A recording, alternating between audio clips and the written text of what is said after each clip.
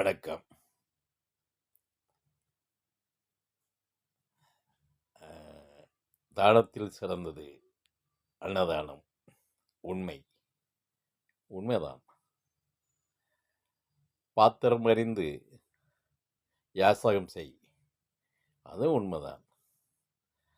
அ ரொ ரொம்ப ஆண்டுகளுக்கு முன்னாடி இந்த ஆன்மாவிடம் இந்த ஆன்மாவிடம் ஒருவர் வந்தார்.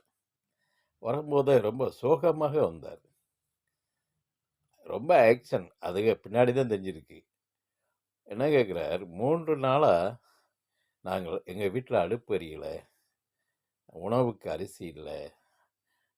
அப்படி இப்படின்னு சொல்லவும், உண்மையுமே இந்த ஆத்மா நம்பிவிட்டது. ரொம்ப இறங்கி விட்டது. சரி அப்படின்னு ஒருவர் வேண்டியவர் கடைக்கு ஃபோன் பண்ணி, இந்த நபரிடம் என்னோட கையெழுத்த போட்டு, சீல் போட்டு, ஒரு சிப்பம் பெற்றுக்கொள்ளுங்கள் அப்படின்னு அனுப்பிவிட்டேன்.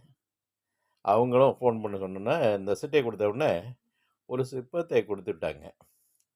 குடுத்தா என்ன பண்றார், அதை அந்த சிப்பத்தை தூக்கிட்டு போயி, எதிர்த்தாப்புல இருக்கிற கடையில அரை விலைக்கு வித்து வருகிறார்.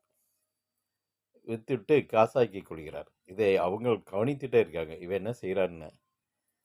அப்புறம் உடனே ஃபோன் அடிக்கிறாங்க. ஐயா நீங்க இப்படி பண்ணுனீங்க. அப்ப உணவுக்கான்னு செஞ்சீங்க. அவன் எதிர்த்தாப்புல தூக்கி வித்துட்டு காசாக்கி இந்தா போய்க்கிட்டே இருக்கான் பாருங்க அப்படின்னு. ரொம்ப சங்கடமா இருந்தது. கடைசியில அவன் ட்ரிங்க் அடிக்கிறதுக்காக இந்த ஆன்மாவை ஏமாத்தியிருக்கான். பாதி உண்மையாவே யாசகம் பெறுபவர்கள் உண்மையான நிலையாக இல்லை. ஒரு ரவுண்ட் அடிச்சா இவ்வளவுக்கு தேத்தலாம், அடிக்கலாம் அப்படிங்கிற நிலையில தான் நிறைய போயிட்டுருக்கு. புனிதமான நிலை இல்லை. தானத்தில் சிறந்தது அன்னதானம்.